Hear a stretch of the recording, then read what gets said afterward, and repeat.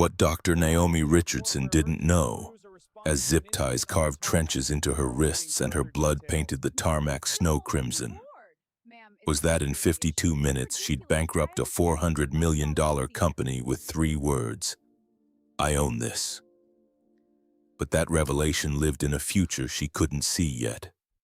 Right now, 18,000 feet below, she was still just a woman in a faded coat, walking through falling snow toward a plane that belonged to her, surrounded by people who thought she didn't belong anywhere near it. 12 hours earlier, Detroit had been quiet, the kind of December morning where frost clung to laboratory windows and steam rose from coffee cups in rooms where brilliant minds bent over microscopes. Naomi stood in her corner office at Richardson Biotech, watching her city wake up beneath a pewter sky.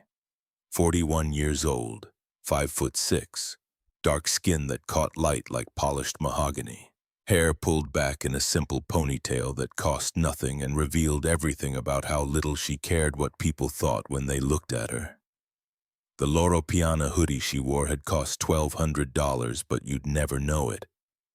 Soft cashmere the color of charcoal, worn enough to look like something from a campus bookstore.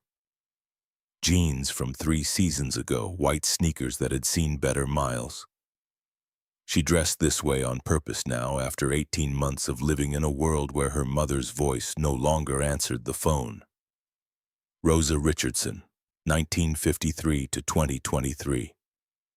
70 years of life that had included 30 years cleaning airplanes for Delta Airlines, wiping down seats that pilots wouldn't let her sit in, scrubbing toilets she wasn't allowed to use during her 12-hour shifts. Rosa had died on a Tuesday in June in a hospital bed that Naomi's money had paid for but couldn't save her from. Pancreatic cancer. Fast and cruel. The last thing Rosa had said, oxygen mask fogging with each labored breath. "Baby, when you have power, use it for those who don't." Naomi touched the pocket of her jeans now, feeling the outline of her mother's Delta name tag through the denim. She carried it everywhere, a talisman, a reminder, a promise she intended to keep. Her phone buzzed. Marshall Keating, Senior Vice President of Alpine Aviation Operations. The text was brief. N947AV fueled and ready. Crew briefed. Departure 1400 hours. Crew briefed. That was the key phrase. 6 months ago, Naomi had purchased the Bombardier Global 8000 through a shell company buried 3 layers deep in corporate paperwork.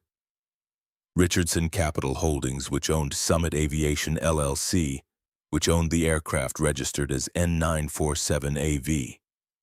$85 million in polished aluminum and leather, tail number gleaming in gold leaf. She'd made one request to Marshall when signing the papers: "Don't tell the crew who owns it." Marshall had asked why. Naomi had smiled and said nothing. Some tests required ignorance to yield honest results. She checked her reflection in the office window. Casual, humble, exactly the kind of appearance that would make certain people make certain assumptions. Her mother had looked like this every day of her working life. Comfortable clothes, no jewelry, nothing that screamed wealth or status. And every day people had looked through Rosa like she was glass. Today Naomi would find out if the crew she'd never met would look through her the same way. Her assistant knocked, then entered without waiting. "Dr. Richardson, the car's here," and Johns Hopkins called again about the merger timeline. $380 million. That's what Johns Hopkins Medical Center was offering for exclusive licensing rights to Richardson Biotech's entire patent portfolio. 23 compounds, 19 in clinical trials, 4 already approved, therapies that had saved 63,000 lives and counting. The deal would close next week if today's flight went according to plan. She needed to be in Aspen by 6 p.m. for a dinner that would determine whether Hopkins's board would approve the final terms. But that wasn't why she was flying to Aspen. She was flying to Aspen because it was the same route, the same airport, the same aircraft type her mother had cleaned for 3 decades. Vail to Aspen. Rich people going to richer places. And Naomi needed to know, would they see her mother in her? Would they treat a woman who looked like Rosa Richardson with the dignity Rosa had never received? The car ride to the airport took 40 minutes through snow that had started falling harder. Naomi sat in the back of the black sedan watching Detroit slide past the tinted windows. The driver didn't speak. She preferred it that way. Silence gave her space to think, to remember, to prepare for what came next. Rosa's voice, from a kitchen table conversation 20 years ago. They judge us by our skin before they see our souls, baby girl. That's just how it is. Young Naomi, 16 years old, angry at the world. That's not fair. Rosa, tired smile, and fair's got nothing to do with it, but education does, power does. You get those things, you can change the rules. Naomi had gotten those things. MIT for undergrad, Stanford for her doctorate. 9 years building Richardson Biotech from a garage laboratory to a publicly traded company worth $2.8 billion. She employed 4,300 people. Her research had fundamentally changed how oncologists approached targeted therapy. Forbes had put her on the cover twice, and still, when she dressed like her mother, people looked at her the same way they'd looked at Rosa. The sedan pulled up to the private aviation terminal at Coleman A. Young International Airport. Not the commercial side where Delta had based Rosa's maintenance crews. The other side. The side with marble floors and crystal chandeliers and leather chairs that cost more than most people's monthly rent. The side where people who owned $85 million aircraft came and went without ever touching TSA security. Naomi stepped out into the cold. Snow swirled around the terminal entrance, each flake catching light from the building's warm glow. She shouldered her duffel bag, canvas worn, purchased from an army surplus store specifically because it looked cheap, and walked toward the glass doors. Inside, warmth and quiet luxury. A young woman sat behind the reception desk, blonde hair pulled back in a sleek bun, makeup perfect, smile practiced. Her eyes tracked Naomi from the moment the automatic doors opened. The smile faltered slightly. Naomi approached the desk. "Good afternoon. I'm checking in for the 1400 departure to Vail." The receptionist's gaze flickered from Naomi's face to her hoodie to her duffel bag and back again. Something shifted in her expression. Not quite suspicion, not quite contempt, something in between. "Ma'am." The word came out clipped. "This is the first-class lounge. Coach passengers check in downstairs." Naomi let the words hang in the air for 3 seconds, long enough to feel their weight, long enough to recognize the assumption beneath them. "I'm not flying, Coach." She pulled out her phone, opened the Alpine Aviation app, showed the digital boarding pass on the screen. "Private charter, N947AV. The receptionist leaned forward, squinting at the phone like it might be counterfeit. Her perfectly manicured fingernails clicked against her keyboard. Non-committal sound. More clicking. "And you are?" "Dr. Naomi Richardson." More typing. The receptionist's expression didn't change, but her posture stiffened slightly. "I see your name on the manifest. Are you staff? Catering services sometimes use the passenger list for, I'm a passenger." The receptionist's lips pressed into a thin line. She studied Naomi's driver's license with the intensity of a jeweler examining a suspicious diamond. 90 seconds of scrutiny for a document that should take 10 seconds to verify. Finally, reluctantly, she slid the ID back across the marble counter. "The lounge is through those doors. Your aircraft will begin boarding at 13:45. The smile returned, but it was different now, colder, professional frost masquerading as courtesy. Naomi pocketed her license and walked toward the lounge. Behind her, she heard the receptionist pick up a phone. Couldn't make out the words, but the tone was clear, alerting someone that something unusual had walked through the door. The lounge was empty except for an elderly white couple in the corner, both absorbed in their tablets. Floor-to-ceiling windows overlooked the tarmac where private jets sat like sleeping metal birds. Naomi found a seat near the window and pulled out her laptop, opening a research paper she wasn't really reading. Her phone buzzed. Text from Marshall. Weather update. Blizzard intensifying over Rockies, Vale reporting heavy snow, still safe to fly but window closing. Confirm you want to proceed? She typed back, proceed. The Johns Hopkins dinner was important, but it wasn't why she'd scheduled this flight for today, in this weather, on this route. She'd scheduled it because her mother had told her stories about winter flights, about rich passengers who treated cleaning crews like they were invisible, about pilots who wouldn't acknowledge Rosa's existence even when she stood 3 feet away. Rosa had cleaned aircraft in blizzards, had scrubbed blood and vomit and champagne from first-class carpets while snowstorms raged outside, had never once been offered a ride home when her shift ended and the buses had stopped running.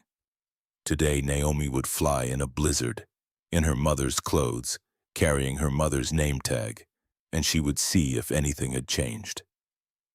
1340 rolled around. Through the window, Naomi watched ground crew moving around N947AV.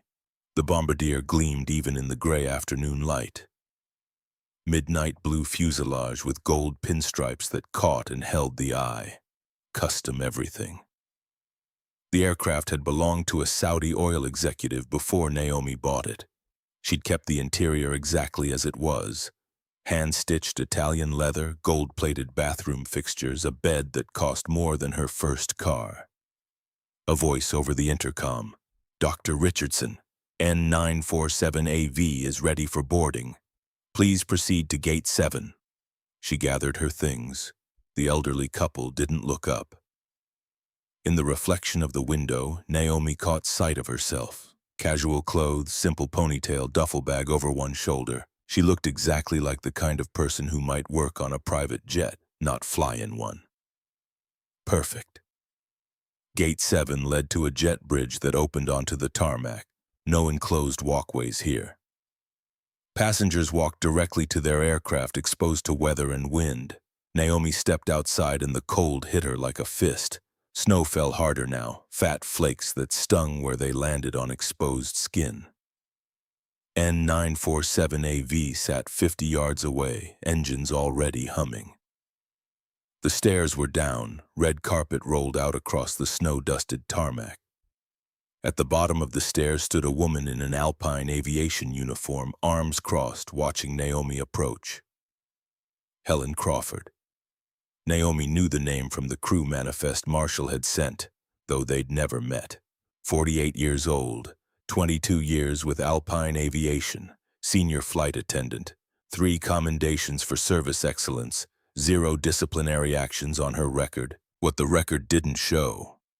The 47 complaints that had been filed against Helen over the years, all dismissed as misunderstandings or unsubstantiated. Naomi had found those complaints buried in Alpine's server archives, pulled during the due diligence before she bought the aircraft. 47 passengers, nearly all of them people of color, all describing the same pattern of microaggressions and casual racism disguised as professional courtesy. Helen hadn't been disciplined once. Naomi walked across the tarmac, snow crunching under her sneakers. 30 yards. 20, 10. Helen's expression didn't change, but her posture shifted. Defensive, territorial. 5 yards away, Helen stepped forward, blocking the stairs. "Excuse me." Helen's voice cut through the wind, sharp and dismissive. "Staff entrance is around back." Naomi stopped walking. Let the words register. Let them settle into the cold air between them. "I'm not staff." Helen's eyes traveled from Naomi's sneakers to her jeans, to her hoodie, to her face, cataloging and dismissing in a single sweep. "This is a private aircraft. It costs $15,000 an hour just to keep the engines running." "I'm aware. Then you should also be aware that this is a luxury experience for discerning clients." Helen's emphasis on the last 2 words made clear exactly what she meant.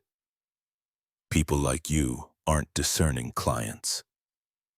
Naomi reached into her pocket, pulled out her phone, opened the boarding pass app, held the screen toward Helen without saying anything. Helen squinted at the phone, reached out like she might take it, then pulled back as if touching it might contaminate her. Dr. M. Richardson, Seat 1A. Helen read the name like she was pronouncing a particularly distasteful foreign word. Anyone can print a boarding pass. I didn't print it. It's digital. Digital printed doesn't matter. I've seen this before. Helen's voice dropped into a tone that suggested she was explaining something to a particularly slow child. People like you try to talk their way onto luxury aircraft during the holidays. Desperation makes people bold. People like you. There it was. The phrase Naomi had been waiting for, the phrase her mother had heard 1,000 times in 1,000 different contexts. The phrase that made invisible people even more invisible. I'm not desperate, I'm a passenger. Check your manifest. Oh, I will. Helen pulled out a tablet from inside her jacket, tapped through screens with deliberately slow movements. Snow was falling harder now, accumulating on Naomi's shoulders, melting against Helen's perfectly styled hair. Dr. Thompson is supposed to be some hotshot biotechnology executive, someone important, someone who would arrive in a limousine, not... She gestured vaguely at Naomi's appearance. This. My name is Richardson, not Thompson, and I took a sedan, not a limousine. Would you like to see my ID? Helen's jaw tightened. She was realizing that Naomi wasn't backing down, wasn't apologizing, wasn't playing the script that Helen expected. Security. Helen pulled out a radio from her belt clip. This is Senior Flight Attendant Crawford on N947AV. I need someone at the aircraft, potential trespasser situation. The radio crackled. Copy that, Ms. Crawford, sending unit now. Naomi didn't move, didn't argue, didn't raise her voice. She stood in the falling snow and waited, watching Helen's face, reading the certainty there. The absolute conviction that she was right, that Naomi was wrong, that appearance equaled reality, and someone who looked like this couldn't possibly belong on an aircraft like that. Rosa's voice in her memory. They'll always find a reason, baby. Your clothes are too cheap. Your hair is too natural. Your skin is too dark. There's always a reason. The trick is knowing that the reason isn't about you. It's about them. Movement from the terminal. 2 security guards approaching across the tarmac, both bundled against the cold. One was older, maybe mid-40s, Hispanic, moving with the careful deliberation of someone who'd learned to de-escalate situations before they exploded. The other was younger, white, hand resting near his belt in a way that suggested he expected trouble. They reached Naomi and Helen. The older guard spoke first. Evening, Ms. Crawford, what's the situation? Helen gestured at Naomi like she was evidence in a trial. Standard holiday protocol. Some people try to sneak onto private aircraft during busy travel times. Profile fits perfectly. I need her removed from the secured area. The younger guard looked at Naomi, and she saw it happen in real time. The same calculation Helen had made, the same assumptions based on appearance. His hand moved closer to his belt. The older guard extended his hand toward Naomi. Ma'am, can you show me some identification? Naomi pulled out her driver's license, handed it over. The guard studied it carefully, comparing the photo to her face. She watched his eyes move from the license to her casual clothes and back again, trying to reconcile the disconnect. This shows Dr. Naomi Richardson.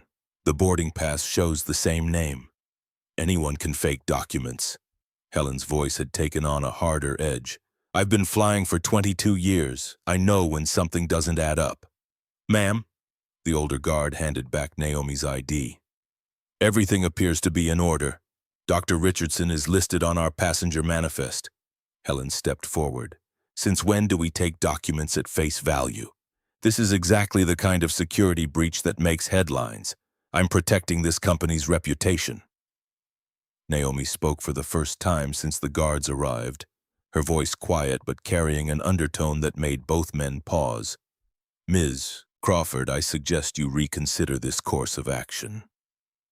Helen's eyes narrowed. Is that a threat? It's a warning. Ma'am, Helen's voice dripped with false courtesy. I don't know who you think you know or what strings you think you can pull, but this is my aircraft, my responsibility, and I will not compromise safety or security because someone feels entitled to special treatment. Your aircraft.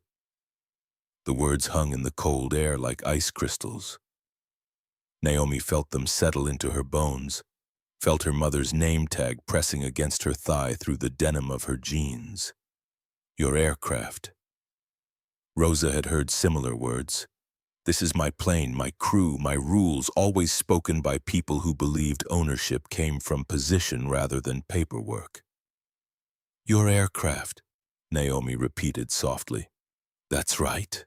Helen crossed her arms. And if you want to file a complaint, you can contact Alpine Aviation's customer service department on Monday. Right now you need to leave. Behind her, through the aircraft windows, Naomi could see movement. Another crew member, younger, female, watching the confrontation with obvious discomfort. That would be Simone Baptiste, the junior flight attendant, 28 years old, 3 years with Alpine. Marshall's notes had mentioned that Simone had tried to file a complaint about Helen's treatment of passengers 6 months ago. The complaint had disappeared into the same black hole that had swallowed the other 47. But Simone was smart.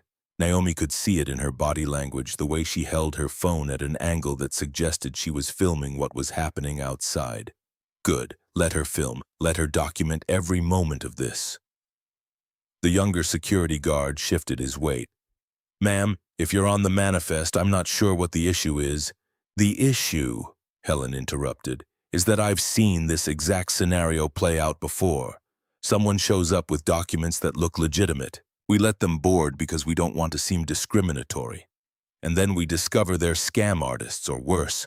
I'm not taking that risk. Naomi pulled out her phone again, opened her contacts, scrolled to a name that would mean nothing to Helen but everything to the people Helen worked for. Marshall Keating, SVP Operations, Alpine Aviation. Her thumb hovered over the call button. Ms. Crawford, I need to make one phone call. Helen checked her watch with exaggerated impatience. Make it quick. We're already delayed and I have actual passengers arriving any moment. Actual passengers? As opposed to what? Fake passengers? Imaginary passengers? Passengers who didn't look the way Helen thought passengers should look. Naomi pressed the call button. The phone rang once, twice, 3 times. Snow continued to fall, each flake a small witness to what was happening here. What had happened 1,000 times before to 1,000 other people who looked like Naomi, like Rosa, like every person of color who'd ever been told they didn't belong somewhere they had every right to be. The phone rang a 4th time, inside the terminal, pressed against the glass of Gate 7's observation window. A man was filming everything on his phone. Ezra Nakamura, 26 years old, Japanese-American tech journalist with a YouTube channel that had 50,000 subscribers and a nose for injustice. That could smell bullshit from 100 yards away. Ezra had been waiting for a different flight when he'd noticed the confrontation outside. He'd pulled out his phone on instinct, started streaming to his YouTube channel with a simple caption. Something's happening at a private jet terminal. Looks like discrimination. His live stream had started with 47 viewers, mostly his regular followers tuning in for travel content. But as Ezra narrated what he was seeing, security guards, a flight attendant blocking stairs, a woman in casual clothes holding her ground, the viewer count began to climb. 100 viewers, 200, 300, comments started flowing. Is that racial profiling? This is 2024. What is happening? Record everything. Ezra zoomed in on the scene outside, careful to keep his phone steady. The woman in the hoodie was making a phone call now.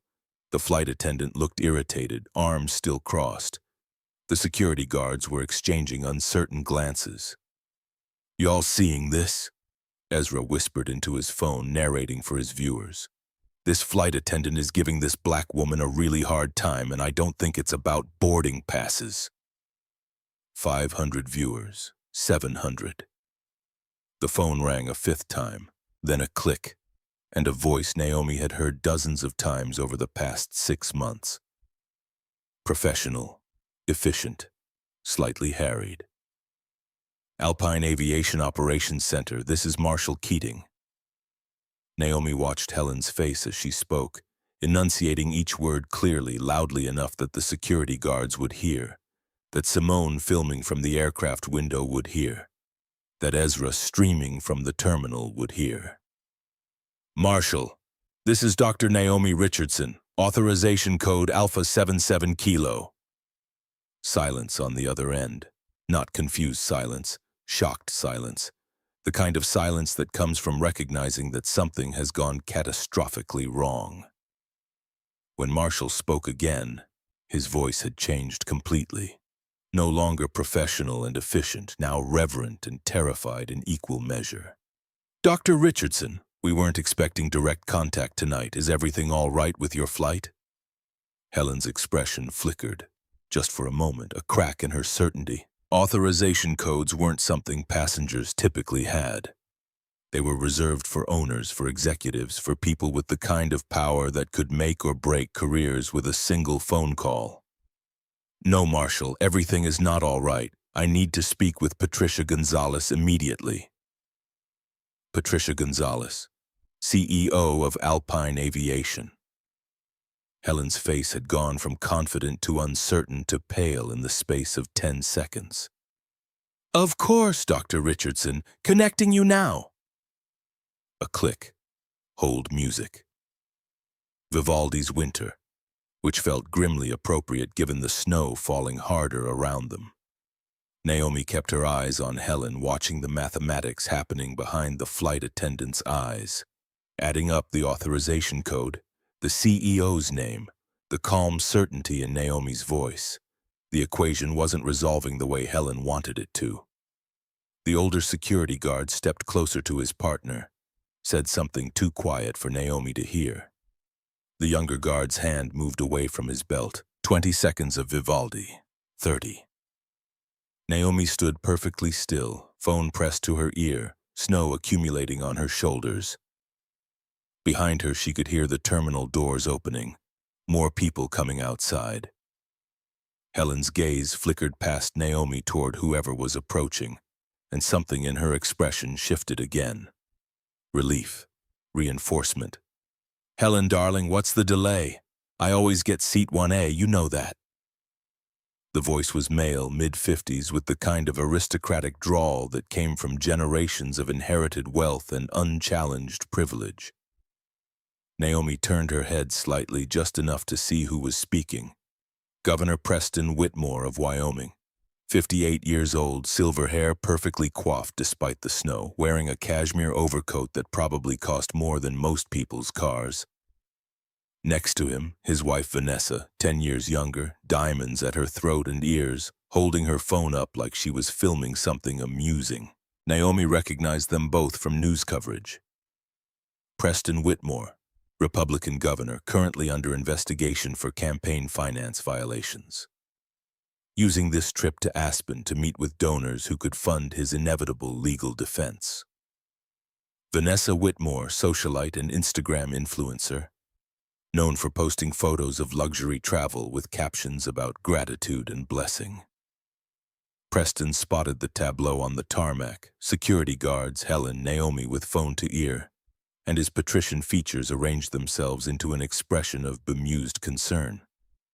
Good Lord, Helen, what's all this? We're already 30 minutes behind schedule. Helen practically vibrated with vindication.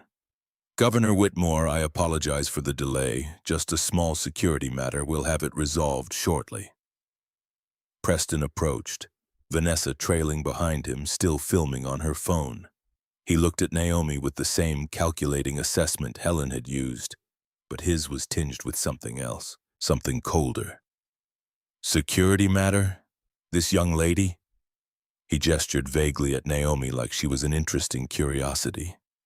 She doesn't look particularly threatening. Young lady. Naomi was 41 years old with a doctorate from Stanford and a company worth billions, and Preston Whitmore was calling her a young lady like she was a teenager who'd wandered into the wrong neighborhood. The phone clicked. Patricia Gonzalez's voice, warm and familiar in a way that made Helen's eyes widen even further. Naomi? I thought you were flying commercial tonight. What's going on with N947AV? First name basis. Patricia Gonzalez, CEO of a $400 million aviation company, calling a passenger by her first name like they were friends. Like they were equals. Like Naomi was someone who mattered.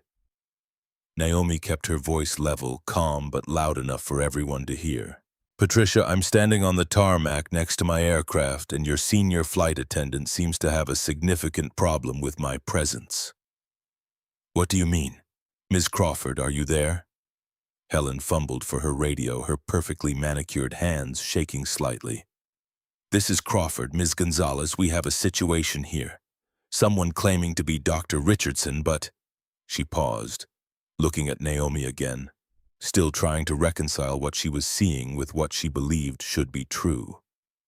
But there seems to be some kind of identity confusion. Patricia's voice turned to ice.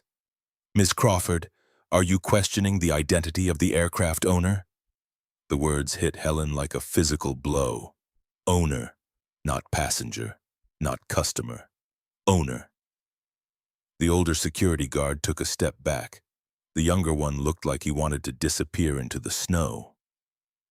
Preston Whitmore's amused expression froze on his face. Ezra Nakamura's live stream viewer count hit 1,500. Naomi stepped closer to Helen, close enough that only the flight attendant could hear her next words. Close enough that Simone's camera from the aircraft window couldn't capture the audio, only the moment.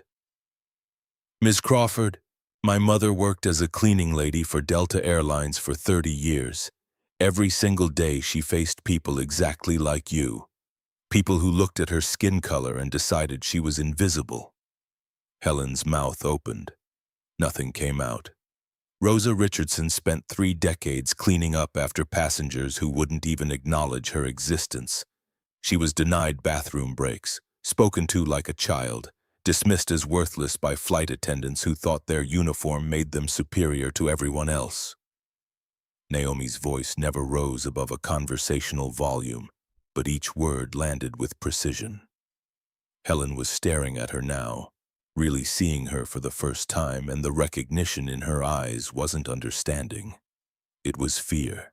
My mother never complained. She never fought back. She just went home every night and told her daughter that education was the only way to change things.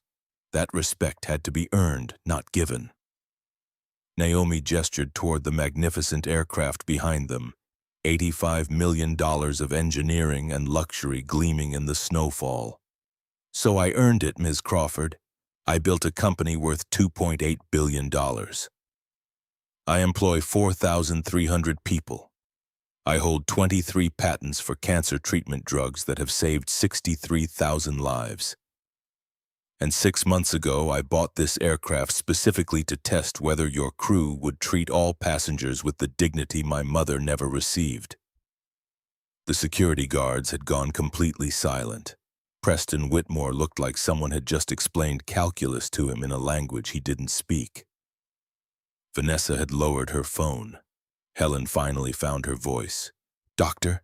Richardson, I thought... You thought that someone who looks like me couldn't possibly own an aircraft like this. You thought my clothes meant I was poor. You thought my skin meant I was lying. You thought exactly what my mother spent 30 years watching people think about her. Patricia's voice came through the phone, sharp and demanding. Ms. Crawford, explain to me why you're questioning the owner of N947AV on her own aircraft. Helen lifted her radio with trembling fingers. Ms. Gonzalez, I need clarification on the passenger manifest. You need clarification? Patricia's voice could have frozen the falling snow. Ms. Crawford, you are speaking to Dr. Naomi Richardson, founder and CEO of Richardson Biotech, and the sole owner of aircraft N947AV through Richardson Capital Holdings. Now explain to me why you called security instead of welcoming her aboard." The words hung in the cold air like a death sentence. Helen opened her mouth, closed it, opened it again. No sound emerged. Preston Whitmore cleared his throat. "Well, this is awkward. Helen, darling, perhaps we should—" "Governor Whitmore." Naomi turned to face him fully for the first time. "I believe you were asking about Seat 1A. Preston's political instincts kicked in. Smile, deflect, charm. "Just my usual preference, Dr. Richardson. But of course, if you're the owner, then naturally, you assume the seat would be yours because you're a governor and I'm—" Naomi let the sentence trail off, let Preston fill in the blank himself. His smile faltered. "I didn't assume anything of the sort. Your wife is filming me right now, Governor. Has been since you arrived. For what purpose?" Vanessa lowered her phone quickly, but not before Naomi saw the Instagram app open. The caption partially typed. "Can you believe who they let on private jets these days? I was just documenting the trip for my followers. Document this instead." Naomi took the phone from Patricia, still connected. "Patricia, who arranged Governor Whitmore's charter?" "His office booked through our corporate program. He's flown with us 8 times this year." "And who pays for those flights?" A pause. "According to our billing records, his campaign fund." Preston's face went from politician pale to actual pale. Campaign funds used for personal travel. Another violation to add to the investigation he was already facing.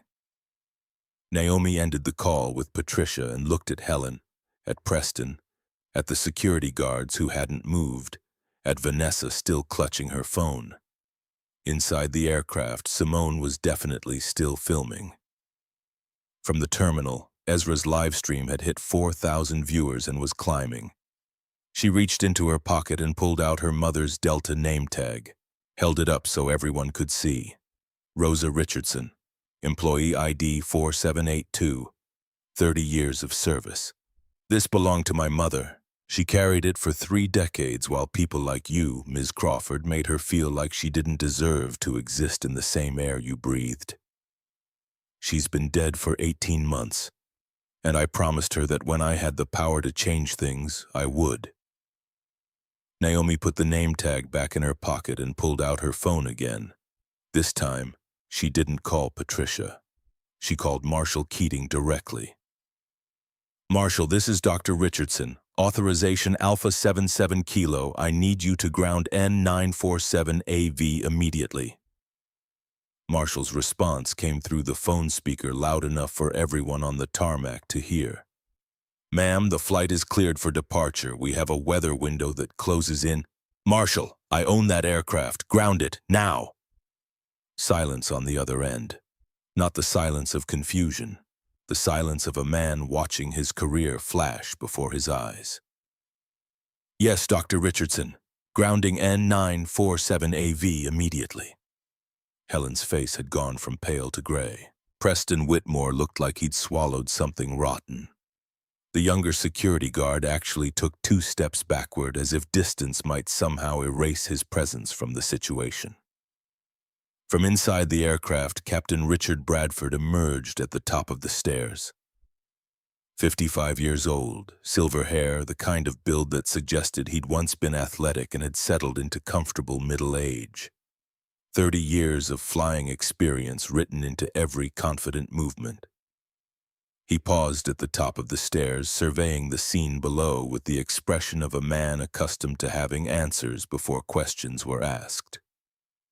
"Ms. Crawford, what's the delay? We're already behind schedule, and this weather window won't stay open forever."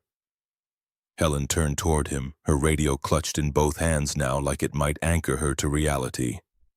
"Captain Bradford, there's been a—" The radio in her hands crackled to life. Not her voice. Marshall Keating's voice, transmitted to the aircraft's communication system, loud enough that everyone within 50 feet could hear it clearly. "947AV. This is Alpine Operations. You are grounded. Do not repeat, do not prepare for taxi. Shut down engines immediately. Bradford's expression shifted from confident to confused in the space of a heartbeat. Control, we're cleared for departure. Weather window is closing. What's the... Captain Bradford, shut down engines immediately. Order from ownership.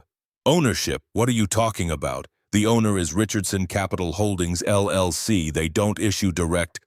Marshall's voice cut through whatever Bradford was about to say next. Richardson Capital Holdings is a subsidiary of Richardson Biotech. The woman your senior flight attendant just called security on? That's Dr. Naomi Richardson. She is the owner. And she just invoked emergency authority to ground your aircraft. The radio went silent. Bradford stood at the top of the stairs, one hand gripping the railing, staring down at Naomi like she'd just materialized from another dimension. His mouth opened, closed, opened again. Then he turned and disappeared into the aircraft. 15 seconds later, Simone appeared at the aircraft door, eyes wide, phone definitely still recording. Naomi pocketed her phone and looked at Helen.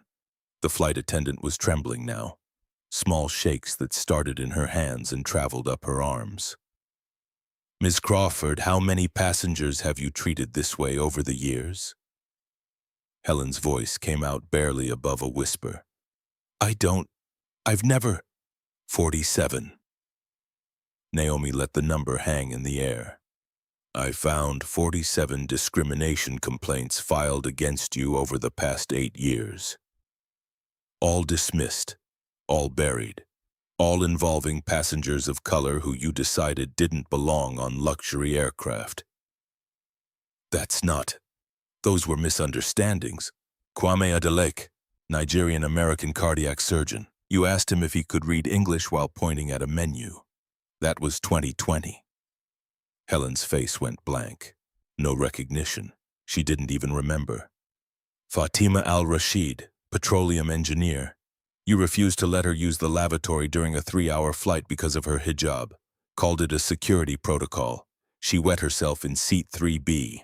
That was 2021. Preston Whitmore had backed away slowly, pulling Vanessa with him. They were trying to retreat toward the terminal without being noticed.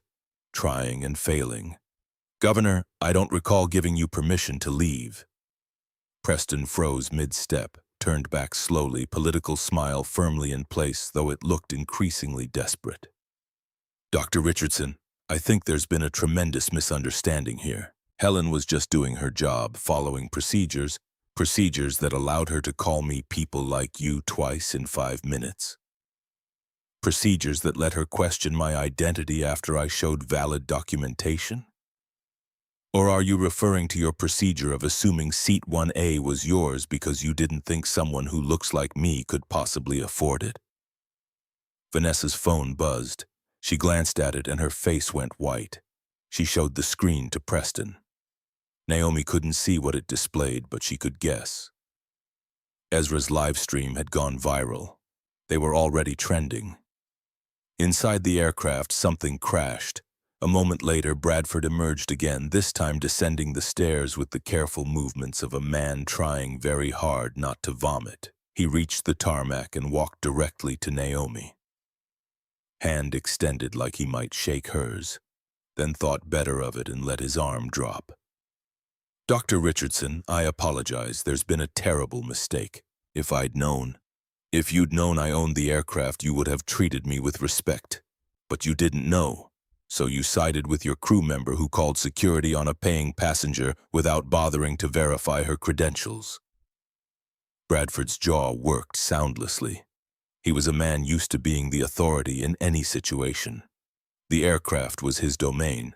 His word was law at 30,000 feet. And now someone was telling him he'd been wrong, had failed, had let his assumptions override his judgment.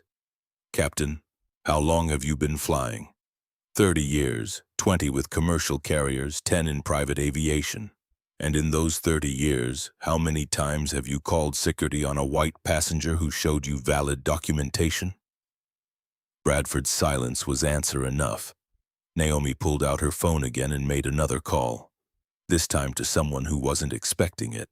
The number rang 4 times before a woman's voice answered, professional and clipped. Richardson Legal, Jennifer speaking.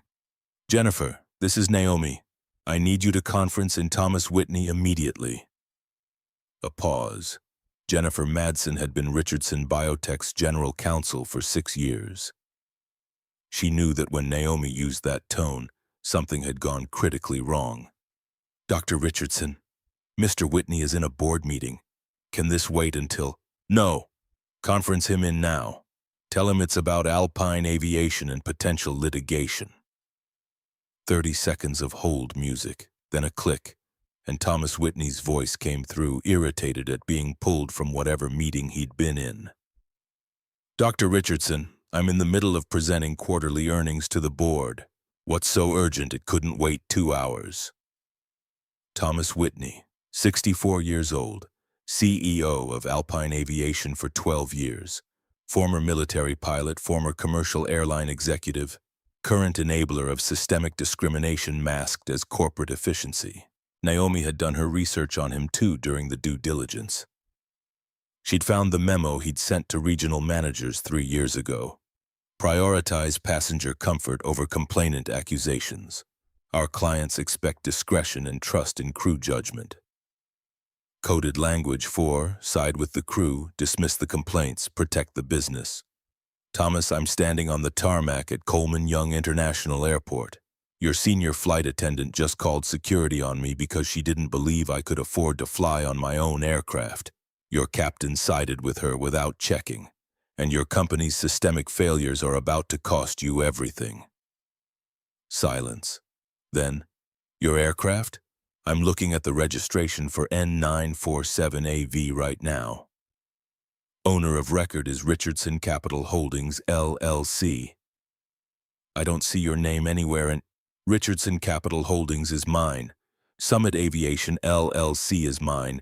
N947AV is mine. I bought it 6 months ago through subsidiaries specifically to test whether your crew would treat all passengers with equal dignity. They failed catastrophically. More silence. Naomi could hear typing in the background. Thomas looking up the corporate structure, following the ownership chain, watching his understanding of reality shift. Jesus Christ. Your flight attendant, Helen Crawford, has 47 discrimination complaints in her file. All dismissed, all involving passengers of color, all enabled by your memo from 2021 telling managers to prioritize crew judgment over complaints. The typing stopped. Dr. Richardson, I think we should discuss this privately. We're past private discussion, Thomas. We're at public accountability. Your crew just had me removed from my own aircraft in front of witnesses. It's being live-streamed right now, and I'm going to make sure everyone understands that this wasn't an isolated incident. This is your company's pattern. Bradford had moved away, phone pressed to his ear, speaking in urgent whispers to someone. Helen stood frozen, still clutching her radio. The security guards had given up any pretense of authority and were waiting to see where this landed. Preston Whitmore's phone rang. He answered it, listened for 5 seconds, and his face went from pale to ashen. He ended the call and grabbed Vanessa's arm. We're leaving. Now. Governor, you're not flying on my aircraft today, or any day. You're banned from every plane I own or charter. Preston turned back, politician's mask slipping completely. You can't do that. I have rights. I paid for this flight. You paid Alpine Aviation, not me. Your refund will be processed. Consider it a small price compared to what's about to happen when the press finds out you used campaign funds for personal luxury travel and then tried to have the aircraft owner removed because of her race. Vanessa pulled at Preston's sleeve. Preston, my Instagram is blowing up. Someone posted the video. They're saying, oh God, they're calling for your impeachment. Preston's last shred of composure shattered. He pointed at Naomi, voice rising. This is ridiculous. Helen was just following procedure. I didn't do anything wrong. This is reverse discrimination. The younger security guard, who'd been silent through all of this, finally spoke. Governor, I think you should stop talking. But Preston was beyond listening. Years of unchallenged privilege had built a worldview where he was always right, always justified, always the victim when consequences appeared. "I'm a governor. I represent the people of Wyoming. You can't treat me like some common criminal because your feelings got hurt." Ezra's live stream viewer count hit 25,000. Naomi pulled out her phone one more time, opened her text messages, found the thread with Marshall Keating. Send FBI liaison contact info. Also send full complaint database for Alpine Aviation. All complaints, all years, all crew members. The response came back in 15 seconds. "Dr. Richardson, the complaint database is confidential employee information. I can't just..." "You can, and you will. Or I pull all 12 aircraft from Alpine's fleet management tomorrow and you lose $40 million in annual revenue. Your choice." 3 minutes passed. Then her phone buzzed with an incoming file transfer. 847 megabytes. The entire Alpine Aviation complaint database going back 15 years. Naomi downloaded it, opened the first file, and started reading. Behind her, Bradford had returned from his phone call looking like a man who'd just received terminal diagnosis. Helen was crying now, makeup running down her face in black streaks. Preston and Vanessa were retreating toward the terminal for real this time, ignoring Naomi's earlier command. Let them go. They'd be easier to find later. The complaint database was worse than she'd imagined. Not 47 complaints against Helen, 62. And Helen wasn't alone. Bradford had 23 complaints in 8 years. Other crew members had their own lists, all dismissed, all buried, all protected by Thomas Whitney's memo prioritizing passenger comfort over accountability. "Dr. Richardson." Naomi looked up. Simone had descended the aircraft stairs and was walking toward her, phone in hand, expression equal parts terrified and determined. "I recorded everything, from the moment Ms. Crawford called security until now. I have 3 years of incidents on my phone. Things I saw, things I heard, things I was too scared to report because I knew they'd bury it like they buried everything else." Helen turned toward her junior flight attendant, betrayal written across her tear-stained face. "Simone, what are you—" "I'm done being silent, Helen. I'm done watching you destroy people because you think your 22 years of seniority means you can get away with anything." Simone held out her phone to Naomi. "I tried to file a complaint 6 months ago about Helen, about Bradford, about the whole culture here. It disappeared within 24 hours. My supervisor told me to be a team player or find another job." Naomi took the phone, scrolled through the videos, dozens of them. Short clips documenting microaggressions, outright racism, moments of cruelty disguised as professional standards. All the things that happened when people thought no one important was watching. "Simone, send all of this to my personal email and then clean out your supervisor's desk." Simone blinked. "I don't understand. You're senior crew director now. Starting salary is $240,000. Your first job is to help me rebuild this company's culture from the ground up." Helen made a sound halfway between a gasp and a sob. Bradford closed his eyes like he could will the situation away through sheer force of denial. "Dr. Richardson, you can't just promote. She's only been here 3 years. "I can, and I did." Simone showed integrity when it would have been easier to stay silent. That's worth more than 2 decades of seniority earned by enabling discrimination. A black SUV pulled up to the tarmac, engine running, windows tinted dark. The driver's door opened and Marshall Keating emerged, 52 years old, balding, wearing an expression of barely controlled panic. He'd driven from Alpine's operations center 20 minutes away, breaking speed limits all the way. "Dr. Richardson," Marshall approached with the caution of someone approaching an unexploded bomb. "I came as soon as I realized the situation. I'm so sorry. This should never have happened." "You're right, Marshall, it shouldn't have. But it did happen because you have crew members who've been protected for years, despite dozens of complaints." It happened because your CEO wrote a memo telling managers to side with crew over complainants. It happened because this company has confused customer service with enabling racism. Marshall looked at Helen, at Bradford, at the security guards still standing awkwardly in the falling snow.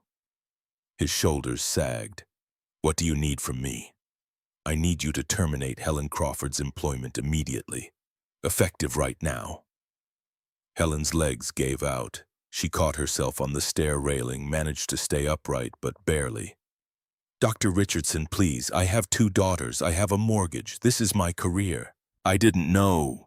I didn't mean. You didn't mean to reveal exactly who you are when you thought I was powerless. You didn't mean to call me people like you because you assumed I had no recourse. Your daughters and your mortgage are consequences of choices you made every time you looked at someone's skin color and decided they were worth less than someone else. Marshall pulled out his phone, made a call. Security, this is Keating. Revoke access credentials for employee Crawford, Helen. Badge number 4782. Effective immediately. Security escort to collect personal items from crew lounge, then removal from property.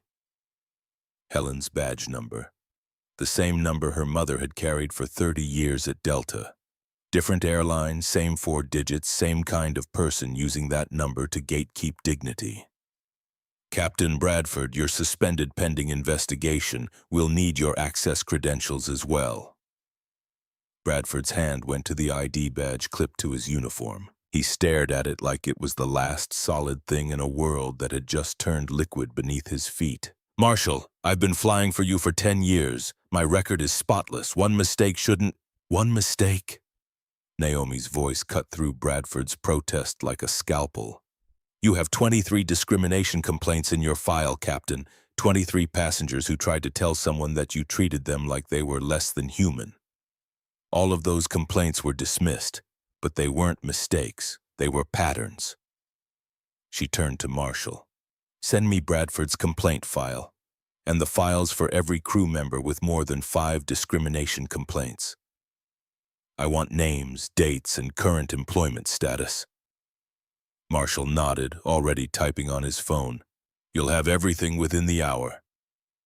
Movement from the terminal. Airport police were approaching now. 2 uniformed officers with the measured stride of people who'd been called but weren't quite sure what they were walking into. Behind them, a local news van pulled into the parking area, satellite dish already rising. The older security guard who'd checked Naomi's ID earlier stepped forward. Dr. Richardson, I apologize. I should have... When Miss Crawford called, I should have done more to verify the situation before we escalated. Naomi studied him.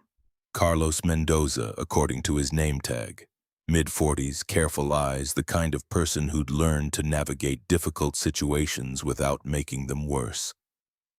What would you have done differently, Mr. Mendoza? Carlos glanced at Helen, then back to Naomi. I would have called operations directly before accepting crew judgment. I would have treated you with the same respect I'd give any passenger showing valid credentials. And I would have recognized that my partner's hand going to his belt was about your appearance, not your behavior. The younger guard, Officer Dale Morrison, according to his badge, flushed red. I was just following training. Your training tells you to prepare for violence when you see a black woman standing calmly with valid documentation. Naomi's voice stayed level, but the question hit like a hammer. Or did you make an assumption based on something other than training? Morrison's flush deepened. He opened his mouth to respond, but Carlos cut him off. Dale, stop talking. Dr. Richardson, Officer Morrison is new, 6 months on the job. I take responsibility for not correcting his behavior in real time. You're not responsible for his choices, Mr. Mendoza, but I appreciate that you're willing to acknowledge where the system failed. The airport police reached them. The senior officer, a black woman in her 40s with sergeant's stripes, assessed the situation with practiced efficiency. Someone want to tell me what's happening here? We got a call about a disturbance. Marshall stepped forward. Sergeant, there's been a misunderstanding. One of our crew members made an error in judgment regarding a passenger. The situation is being handled internally. The sergeant looked at Marshall, then at Naomi, then at Helen, still clinging to the stair railing. A misunderstanding. That what you'd call it, ma'am? This directed at Naomi. I'd call it systematic racial profiling enabled by corporate policy, but Mr. Keating is correct that it's being handled. The sergeant's expression suggested she'd heard similar explanations before and believed exactly none of them. She pulled out a notepad.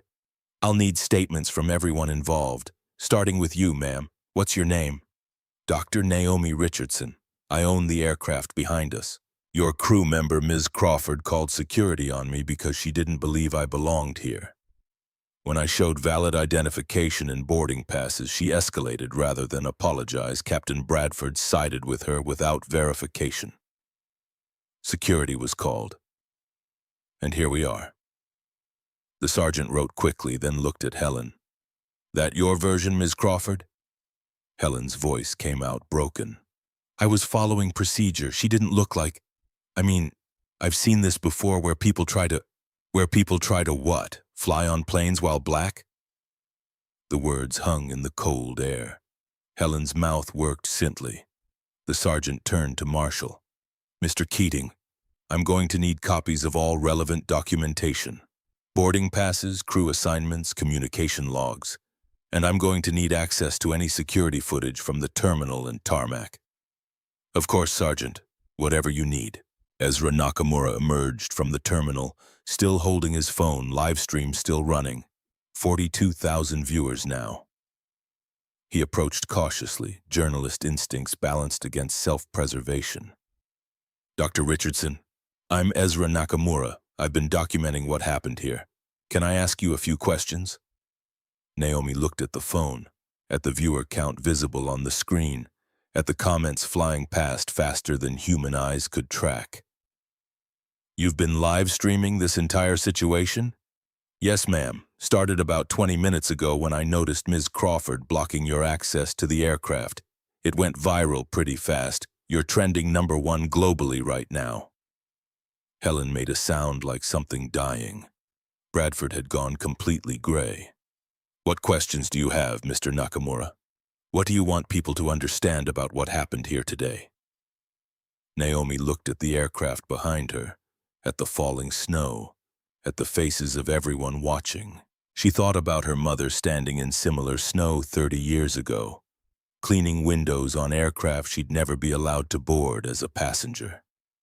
Thought about Rosa coming home with stories about pilots who wouldn't acknowledge her existence, flight attendants who spoke to her like she was stupid, passengers who treated her like furniture. I want people to understand that this isn't about one flight attendant, or one captain, or one aircraft. It's about a culture that's existed for decades in this industry. A culture where people in positions of power, even small amounts of power, feel entitled to judge others based on appearance. Where discrimination gets buried under corporate efficiency. Where 47 complaints, 62 complaints, hundreds of complaints across an entire industry get dismissed as misunderstandings instead of patterns. She pulled out Rosa's name tag again, held it up to Ezra's camera. This belonged to my mother. She carried it for 30 years while people like Ms. Crawford made her feel invisible. She died 18 months ago, and I promised her that when I had the power to change things, I would. Ezra's live stream viewer count hit 50,000. Behind them, the news van crew had set up and was filming. A reporter in a red coat was speaking into a microphone, probably doing a remote segment for the evening broadcast.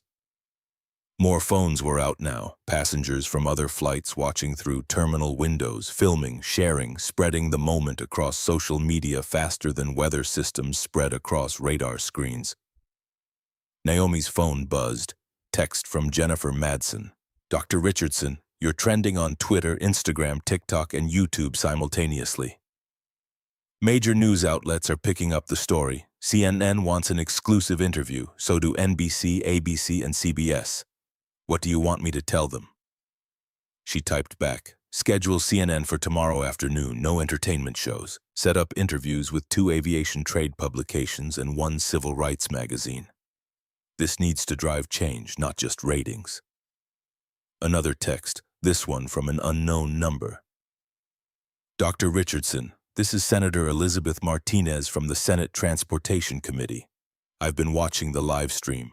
Would you be willing to testify at a hearing about discrimination in commercial aviation? Naomi stared at the message. Elizabeth Martinez, Democrat from California, chair of the Transportation Committee, known for aggressive oversight of airline industry practices. This situation had just jumped from corporate problem to federal interest in under an hour. She texted back, "Senator, I'd be honored, but I think we should broaden the scope to include private aviation, ground transportation, and hospitality services. This problem is industry-wide." The response came immediately. "Agreed, my staff will contact you tomorrow to discuss scheduling. Thank you for your courage." Courage. Naomi almost laughed. This wasn't courage. Courage was what her mother had shown, going to work every day for 30 years knowing she'd face discrimination and humiliation. Doing it anyway because she had a daughter to feed and a dream to protect. Courage was staying silent about injustice because speaking up meant losing the job that kept food on the table. This wasn't courage. This was power. And power, Naomi was learning, came with responsibilities her mother had never had the luxury of considering. Marshall's phone rang. He answered, listened, and his face went from concerned to horrified. "Dr. Richardson, that was Thomas Whitney. The board has called an emergency meeting. Stock is down 12% in after-hours trading. 3 major corporate clients have called to suspend their contracts pending investigation. He's asking if you'd be willing to participate in a call with the board." "Tell Thomas I'll participate in a board meeting when he's no longer CEO. His memo from 2021 enabled this culture. He needs to go before anything else changes." Marshall swallowed hard. "I'll convey that message. And Marshall, you're going to need a new job. I'm pulling all 12 aircraft from Alpine's fleet management effective immediately. $40 million in annual revenue gone. Use it to fund severance packages for the crew members I'm about to fire." Marshall's phone slipped from his fingers, landed in the snow. He didn't bend to pick it up. Helen had collapsed completely now, sitting on the stairs, head in her hands, shoulders shaking. Bradford was on his phone, probably calling his lawyer, his union rep, anyone who might be able to salvage something from the wreckage of his career. Preston Whitmore and Vanessa had made it back to the terminal, but they weren't safe. Naomi could see reporters approaching them, cameras up, questions flying. Preston's carefully constructed political persona was about to face its first real stress test in years. The sergeant finished taking statements and approached Naomi again. "Dr. Richardson, do you want to press charges? What happened here today constitutes discrimination under federal law. We can arrest Ms. Crawford and Captain Bradford right now if you'd like." Naomi considered it. Watching them led away in handcuffs would satisfy something primal. Something that had been building since the moment Helen first said, "People like you." But arrests were theater. They made headlines for a day and then disappeared into the slow grind of the justice system. She needed something more permanent than headlines. "Not yet, Sergeant, but I want this documented. Official report, witness statements, everything on record. I may want to pursue federal charges later." The sergeant nodded approvingly. "Smart. Build the case properly. I'll make sure everything's documented thoroughly." A new SUV pulled up, this one with FBI markings. 2 agents emerged, both in dark suits despite the cold. Both moving with the kind of purposeful intensity that suggested they already knew exactly what they were walking into. The taller agent approached Naomi directly. "Dr. Richardson, I'm Special Agent Linda Chen with the FBI's Civil Rights Division. We monitor high-profile discrimination incidents. This situation qualifies. We'd like to open an investigation into Alpine Aviation's complaint handling procedures." Chen. Naomi almost smiled at the irony. Asian surname. investigating discrimination against a black woman, the diversity of oppression, united in federal badge numbers. Agent Chen, I have 847 megabytes of complaint data from Alpine Aviation. 15 years of reports, hundreds of incidents. I'd be happy to provide everything to your investigation. Chen's partner, a shorter black man who introduced himself as Agent Marcus Webb, pulled out a tablet. We'll need that data transferred securely. We'll also need to interview crew members, passengers, anyone with knowledge of systematic discrimination. I can provide you with contact information for 62 passengers who filed complaints that were dismissed. Start there. Webb looked up sharply. 62? The preliminary media report said 47. 47 against Helen Crawford specifically. 62 total in the database I just received, and that's only what was formally reported. How many incidents went unreported because passengers knew complaining was pointless? Chen and Webb exchanged glances. They'd stumbled into something bigger than a single flight attendant having a bad day. This was systematic, documented, and about to explode across every news channel in the country. Dr. Richardson, we're going to need you to come to our field office for a formal interview. Can you make yourself available tomorrow morning? I'll be there, but right now I need to deal with something else. Naomi walked toward the terminal entrance, leaving Marshall and the FBI agents and the reporters and the wreckage of careers behind her. She had one more call to make, and this one needed privacy. Inside the terminal, she found a quiet corner away from the crowds gathering near the windows, pulled out her phone, scrolled to a contact she hadn't called in 6 months. Robert Chen, chairman of the board, Alpine Aviation. No relation to Agent Linda Chen. Just another example of how common Asian surnames could mask the difference between power and authority, between board chairmen and federal investigators. The phone rang twice before a polished voice answered. This is Robert Chen. Mr. Chen, this is Dr. Naomi Richardson. We haven't met, but I own 12 aircraft currently managed by your company. Or I should say, I owned them until about 20 minutes ago when I pulled my fleet from Alpine Management. Silence. Then, Dr.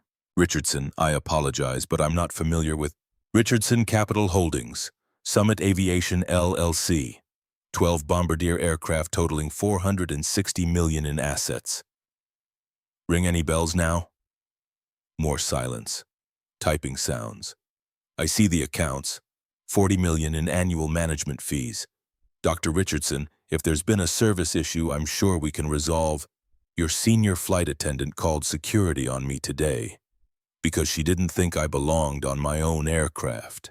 Your captain sided with her. And when I accessed your complaint database, I found 62 discrimination reports that were systematically buried. This isn't a service issue, Mr. Chen.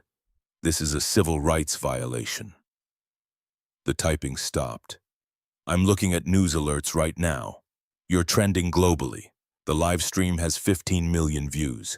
Dr. Richardson, I need you to understand that the board will take immediate action. We'll investigate thoroughly, we'll implement reforms.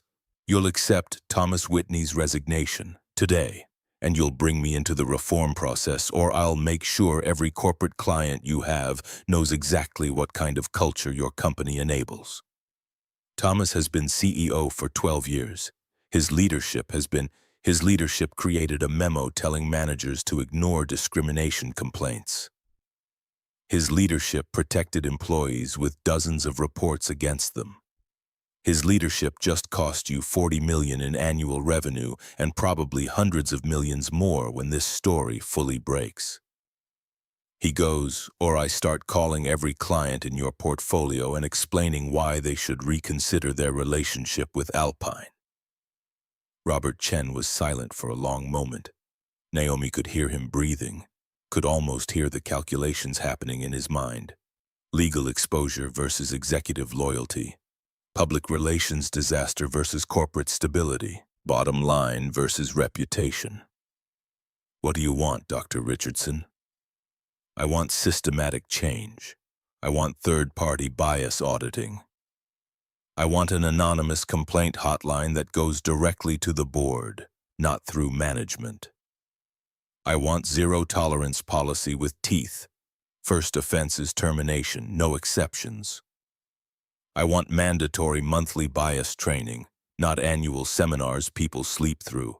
And I want a victim compensation fund, $20 million for passengers who were discriminated against and had their complaints dismissed. 20 million. That's more than our annual profit margin. Then you'd better figure out how to explain to shareholders that enabling racism was cheaper than preventing it. Your choice, Mr. Chen. Reform or bankruptcy. Because when the FBI finishes their investigation and the Senate holds hearings and every news outlet in the country digs into your complaint database, Alpine Aviation will either be the company that changed or the company that died. Which do you want your name attached to?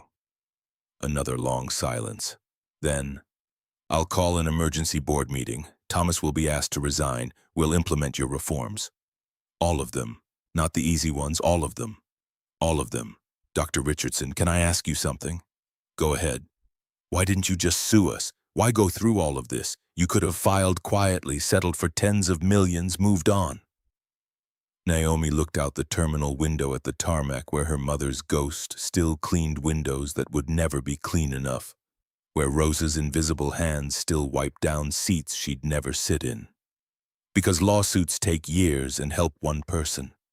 Policy changes happen now and help everyone. My mother spent 30 years being invisible. I'm making sure no one else has to. She ended the call and walked back toward the tarmac. The scene had transformed in the 10 minutes she'd been gone. More news crews, more police. Marshall was being interviewed by 3 different reporters simultaneously. Helen had been escorted away by security, still crying. Bradford was arguing with someone on his phone, voice rising, losing the battle to maintain composure. Simone stood near the aircraft stairs, phone in hand, watching everything with wide eyes. Naomi approached her. Simone, send me every video you have, and then I need you to do something else. Anything, Dr. Richardson. I need you to contact every passenger you saw Helen or Bradford discriminate against, everyone you remember over the past 3 years. Tell them there's going to be an investigation and their voices matter this time. Tell them I'm personally ensuring their complaints will be heard. Simone nodded, already pulling up her photo gallery, already scrolling through 3 years of documented injustice. Dr. Richardson, thank you for not staying silent, for not letting this be just another complaint that disappears. Thank you for recording it, for being brave enough to document what you saw even when you knew reporting it was pointless. It's not pointless anymore. No, it wasn't. And that realization was settling over the tarmac like the snow that continued to fall, covering everything in a blanket of white that would melt come morning, revealing whatever lay beneath. The FBI field office in Detroit occupied 12 floors of a glass tower in the federal district, all sharp angles and security checkpoints. Naomi arrived at 8:30 the following morning wearing the same casual clothes from yesterday. Deliberate choice. Statement reinforced. Agent Chen met her in the lobby, led her through metal detectors and badge scanners to a conference room on the 9th floor where Agent Webb already sat, surrounded by laptops and file folders. Dr. Richardson, thank you for coming in. Chen gestured to a chair. We've spent the night reviewing the complaint database you provided. What we found is significantly worse than initial reports suggested. Webb turned one of his laptops around, showed Naomi a spreadsheet with color-coded entries. Red, yellow, green cells forming patterns that looked almost artistic until you understood what they represented. 62 complaints against Alpine Aviation crew members over 15 years. But when we cross-referenced with other private aviation companies using federal employment discrimination databases, we found something else. 17 of your 62 complainants also filed reports with other carriers. Same pattern, same language, same dismissals. Naomi leaned forward. You're saying this isn't just Alpine, it's industry-wide. We're saying Alpine is symptomatic of a larger problem. Private aviation operates with minimal federal oversight compared to commercial carriers. Wealthy clients, powerful crew unions, corporate structures designed to insulate ownership from liability. The perfect environment for discrimination to flourish unchecked.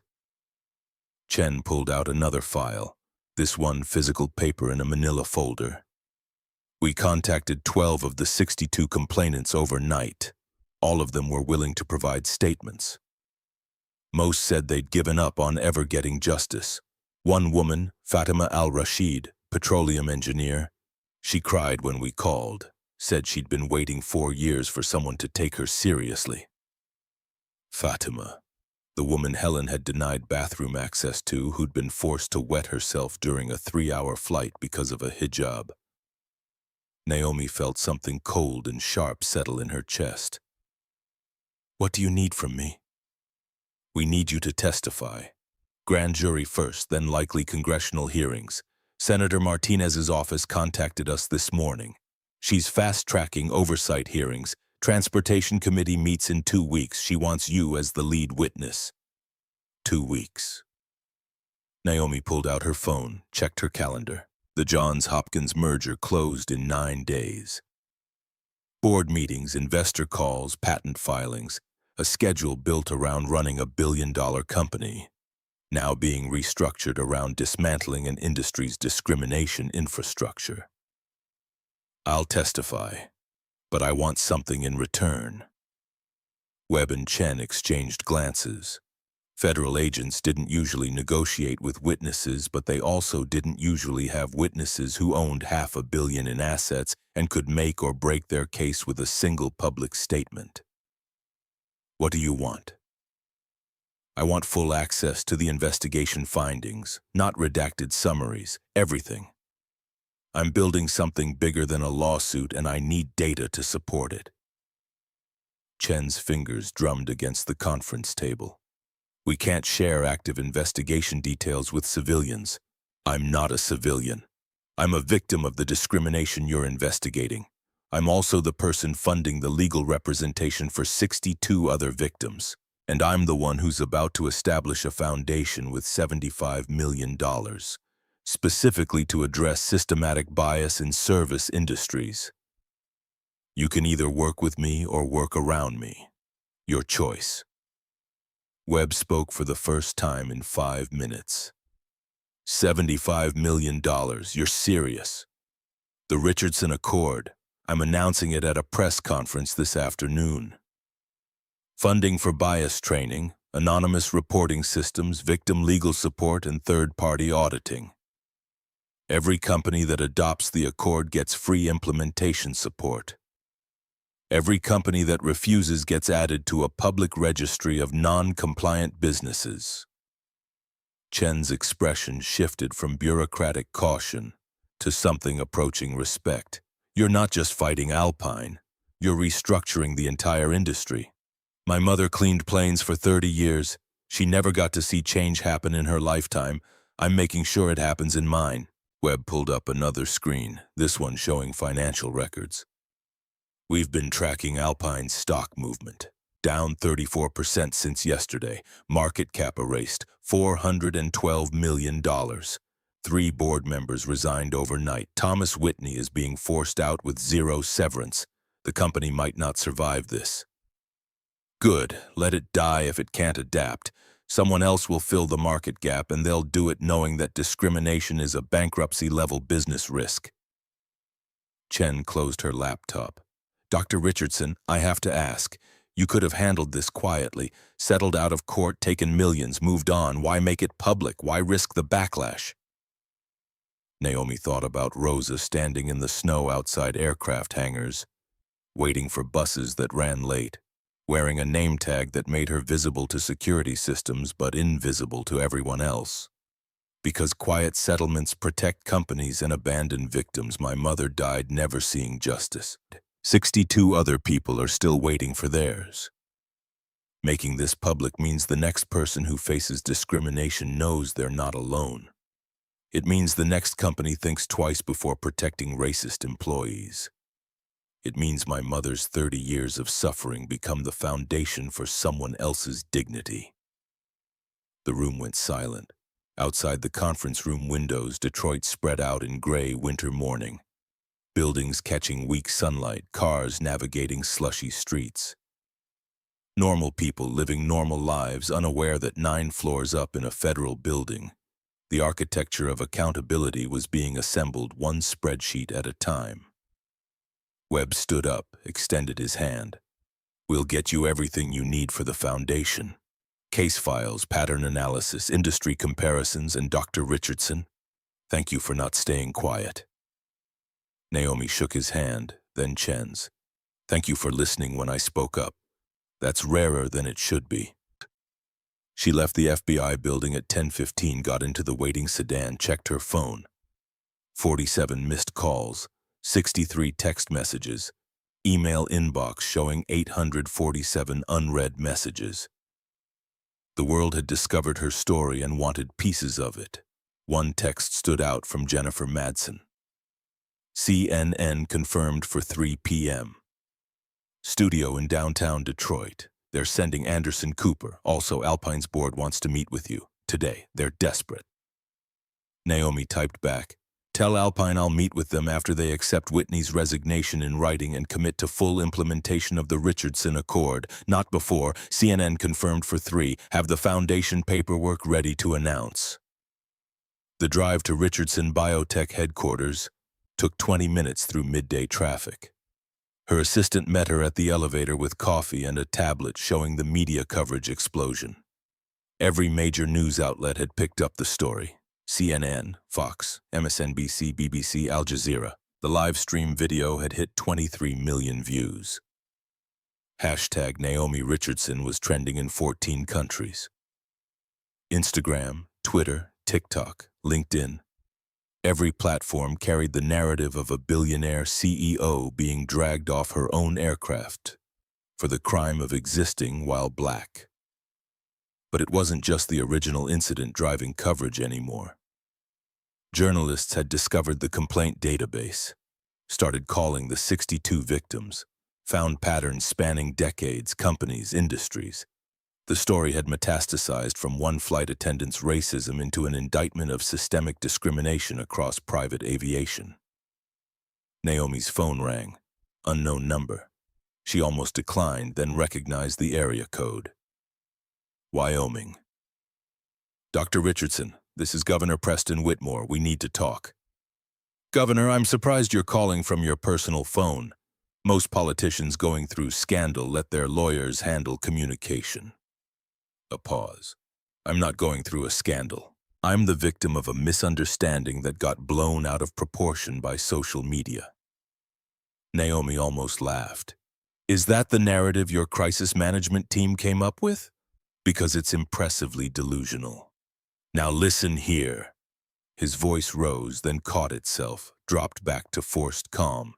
Dr. Richardson, I think we can resolve this situation to everyone's benefit.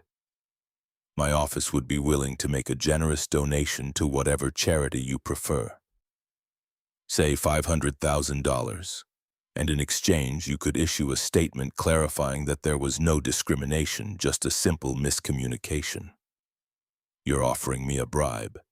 I'm offering a charitable contribution in the spirit of reconciliation. Governor, let me be clear about something. I don't need your money. My company is worth $2.8 billion. What I need is for people like you to understand that wealth doesn't entitle you to treat others as inferior. Your attempt to buy my silence is exactly the kind of entitled behavior that created this situation. I didn't do anything wrong. Your flight attendant called security, not me. I was just a passenger who wanted his seat. You were a passenger who assumed the seat was yours because you couldn't imagine someone who looks like me could afford it. You were a passenger whose wife filmed me for Instagram mockery. And you were a passenger who used campaign funds for personal luxury travel, which the Federal Election Commission is now investigating. Silence. Long enough that Naomi thought he might have hung up. How do you know about the FEC investigation? Because I called them yesterday and provided your flight booking records. Alpine's database is very thorough. 8 flights this year, all charged to your campaign fund, all to luxury destinations with no campaign events scheduled. The FEC loves that kind of documentation. You vindictive, you can't just destroy people's lives because your feelings got hurt. Governor, I didn't destroy your life. I documented your choices. You destroyed your own life by making those choices and assuming you'd never face consequences. She hung up before he could respond. Let him rage into dead air. Let him feel the powerlessness that came from having no recourse, no control, no one listening to his version of events. Let him feel what Rosa had felt every day for 30 years. The elevator reached Richardson Biotech's executive floor. Floor-to-ceiling windows overlooking the Detroit River, Lake Erie beyond it, Canada visible on the horizon. Her corner office occupied the northeast angle, maximizing natural light and symbolic positioning. Looking forward, looking outward, refusing to be contained by borders. Jennifer was waiting inside with a stack of documents 6 inches thick. Foundation paperwork, Articles of Incorporation 501c3 application, initial board structure, funding commitments. Everything ready for your signature. Also, Alpine's board sent a formal letter 1 hour ago. Thomas Whitney resigned effective immediately. They've committed in writing to implement every requirement of the Richardson Accord. They want to meet this afternoon to discuss details. Naomi took the fountain pen Jennifer offered, began signing documents.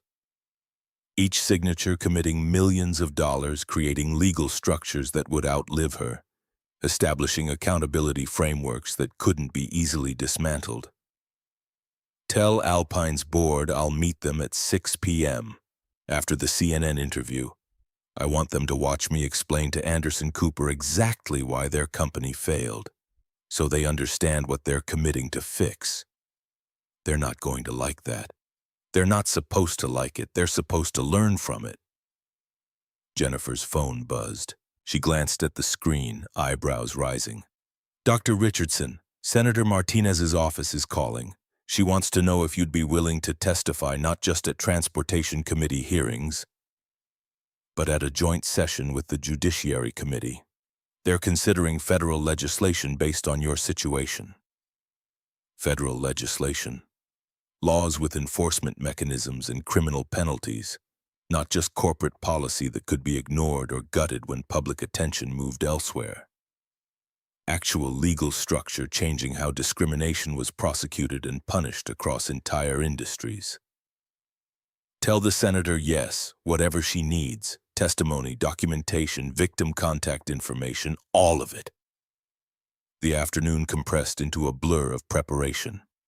Legal team reviewing testimony strategies, communications team drafting press releases, finance team restructuring budgets to accommodate the $75 million foundation commitment, her executive assistant fielding calls from journalists, politicians, advocacy groups, all wanting pieces of her time and attention. At 2:30, the sedan arrived to take her to the CNN studio. Same casual clothes, same deliberate choice. She'd been photographed in this outfit being mistreated. She'd be photographed in this outfit demanding change. The visual continuity mattered. The CNN studio occupied a renovated warehouse in downtown Detroit, all exposed brick and industrial lighting.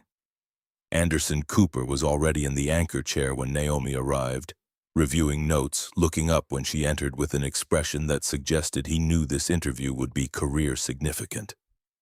Dr. Richardson, thank you for doing this. I've been covering civil rights issues for 20 years, and I've never seen a story explode quite like yours did. They sat across from each other, makeup artists doing final touches, producers checking audio levels, cameras repositioning for optimal angles. Naomi felt strangely calm. This wasn't the confrontation on the tarmac where she'd been fighting for basic dignity. This was her telling the story on her terms, in her words, with the power to shape narrative rather than react to it. "We're leaving 30 seconds, a producer called out. Anderson straightened his papers, made eye contact with Naomi. "Ready? Ready?" The cameras went live. Anderson's voice took on the measured cadence of broadcast journalism. Good evening. 24 hours ago, Dr. Naomi Richardson was dragged off her own $85 million private jet because a flight attendant didn't believe a black woman in casual clothes could afford to fly in luxury. The incident was live-streamed by a passenger, went viral with over 25 million views, and has sparked a national conversation about discrimination in the aviation industry. Dr. Richardson joins us now. Doctor, thank you for being here. Thank you for having me, Anderson. Let's start with the basic facts. What happened yesterday at Coleman Young International Airport? Naomi spoke clearly, no notes, no hesitation. She'd lived this story. She didn't need prompts to remember it. I arrived at my aircraft wearing casual clothes. The senior flight attendant, Helen Crawford, saw my appearance and assumed I was staff. When I corrected her, she called security. When I showed valid identification and boarding passes, she escalated rather than apologize. The captain sided with her without verification. Security was called, and I was told that people like me didn't belong on luxury aircraft. People like you. She actually used that phrase. Twice. Once when questioning my boarding pass. Once when suggesting I wouldn't be familiar with premium service. The phrase is useful because it's vague enough to deny racist intent while being specific enough that everyone knows exactly what it means. Anderson leaned forward slightly, the gesture of a journalist sensing deeper story. You didn't just own the aircraft, you owned it through shell companies specifically to test whether the crew would discriminate against you. Why set up that kind of test? Because my mother spent 30 years cleaning aircraft for Delta Airlines. Every day she faced the same kind of discrimination I experienced yesterday. Flight attendants who wouldn't acknowledge her existence. Pilots who denied her bathroom access. Passengers who treated her like furniture. She died 18 months ago, having never seen the industry change. I bought that aircraft to see if anything had changed since her time. It hadn't. You've mentioned your mother several times in public statements. Rosa Richardson. Tell us about her. Naomi pulled out the name tag from her pocket, held it up to the camera. The studio lights caught the worn plastic, the faded numbers, the name that had been invisible for 3 decades. This was hers, employee 4782. She carried it from 1993 to 2023. 30 years of arriving before dawn to clean planes that other people would fly on. 30 years of being spoken to like she was intellectually inferior because she held a mop instead of a briefcase. She had a high school education and raised a daughter who got a doctorate from Stanford. She was brilliant and kind and dignified, and she was treated like she was worthless because of the color of her skin and the nature of her work. Anderson's expression had shifted from journalistic objectivity to something more human. Your mother never got to see you buy that aircraft, never got to see you build a billion-dollar company. How does that feel? It feels like unfinished business. She told me before she died, baby, when you have power, use it for those who don't. Yesterday, I started keeping that promise. You've announced the Richardson Accord. $75 million committed to fighting discrimination in service industries. Walk us through what that means. Naomi outlined the framework she'd built overnight with her legal team.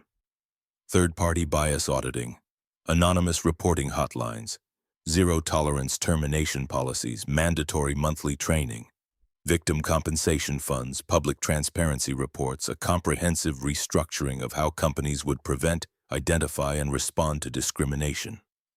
Any company can adopt the Richardson Accord for free. We provide implementation support, training materials, auditing services, but companies that adopt it also commit to public transparency. Their discrimination reports become public record.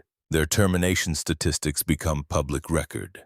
They can't bury complaints anymore. And companies that refuse to adopt it?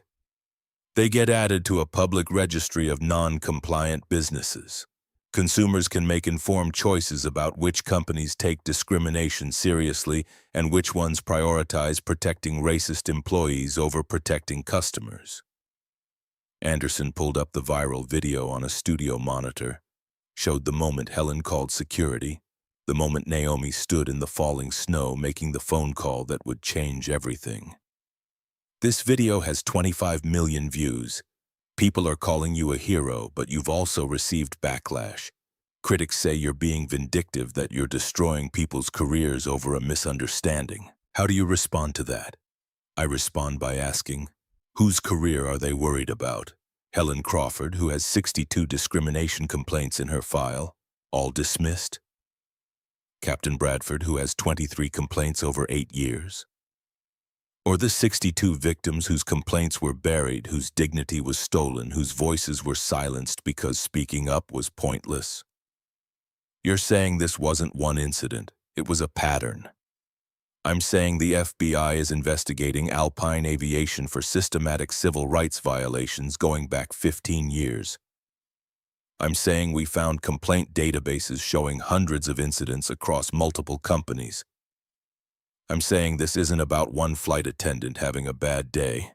This is about an industry that's built its culture around protecting powerful people and dismissing vulnerable ones. The Senate Transportation Committee has scheduled hearings. You're testifying. What do you want to come from those hearings? Naomi looked directly at the camera, speaking not to Anderson but to everyone watching, everyone who'd experienced discrimination and been told it was their imagination. Everyone who'd filed complaints that disappeared into bureaucratic black holes. I want federal legislation with enforcement teeth. I want discrimination treated as the serious crime it is, not a customer service issue. I want companies to face bankruptcy-level financial consequences for enabling racist employees. And I want every person who's been discriminated against to know that their voice matters. Their experience is valid and silence is no longer the price of survival. That's a revolutionary vision. It's my mother's vision. I'm just the one with enough power to make it happen. The interview continued for another 20 minutes, Anderson asking about the Johns Hopkins merger, about Richardson Biotech's work, about Naomi's plans for the foundation. But the core message had been delivered. The stakes had been established. This wasn't about revenge. It was about restructuring power itself.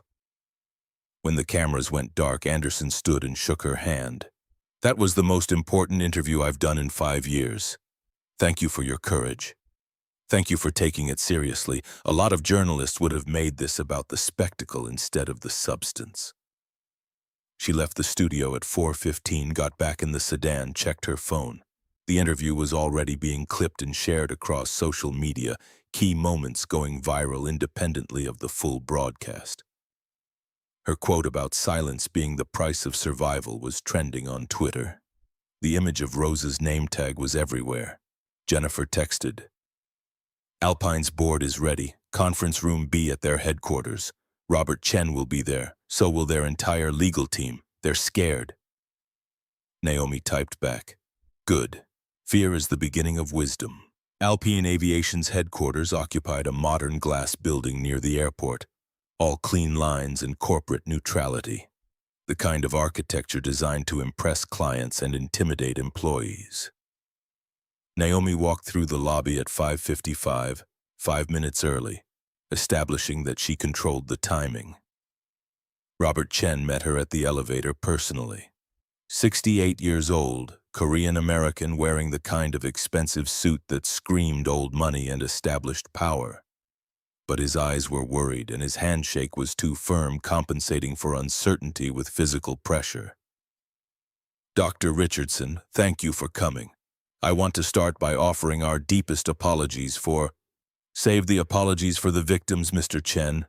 I'm here to discuss implementation, not receive corporate contrition."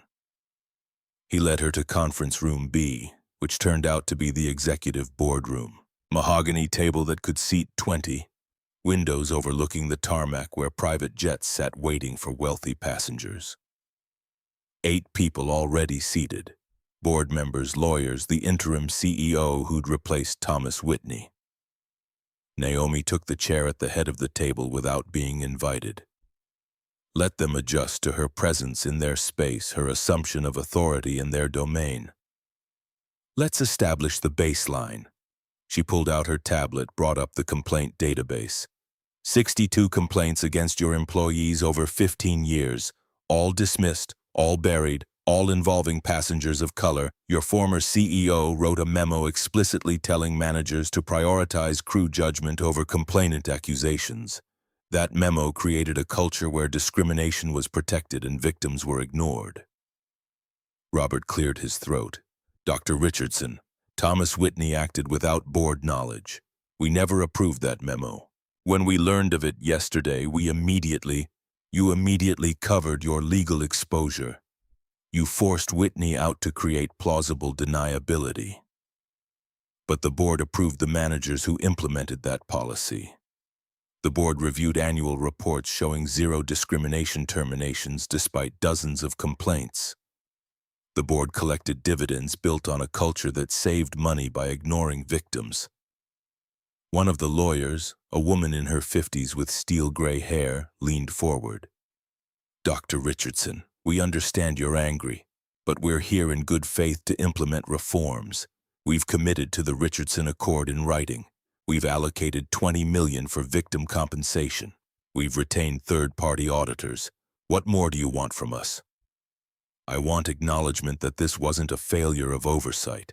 This was a success of corporate strategy. You made money by protecting racist employees because firing them was more expensive than settling complaints quietly. That was a business decision. Own it. Silence around the table.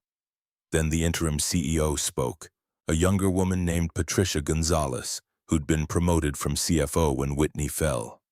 You're right. We made a calculated decision to prioritize cost containment over justice. We told ourselves that isolated complaints didn't represent patterns. We convinced ourselves that protecting employees was loyalty rather than enabling. And we were wrong. Not just legally wrong, morally wrong. Finally, someone willing to name it honestly. Ms. Gonzalez, you're the new CEO. What are you going to do differently? Everything. I've already started terminating employees with multiple complaints. Helen Crawford, Richard Bradford, and 7 others are gone as of this morning. I've established the anonymous hotline that reports directly to my office and the board. I've hired a chief diversity officer with budget authority. And I've opened the company database to FBI investigation without requiring subpoenas. Naomi studied her. Patricia Gonzalez wasn't reading from notes, wasn't deferring to lawyers, was speaking with the conviction of someone who'd made decisions and would defend them. The Richardson Accord requires monthly bias training, not annual. Are you implementing that? Yes. Mandatory for all employees, attendance tracked, completion required for continued employment. It requires public transparency reports, quarterly discrimination statistics published on your website. Are you implementing that? Yes. First report goes live next week. It requires victim compensation averaging $300,000 per complainant. Are you implementing that? Patricia hesitated, glanced at Robert Chen. This was where corporate commitment met financial reality. That's 62 complainants at $300,000 each, $18.6 million. We've allocated $20 million for the fund. But Dr. Richardson, that's more than our annual profit. The company might not survive it. Then the company deserves to die.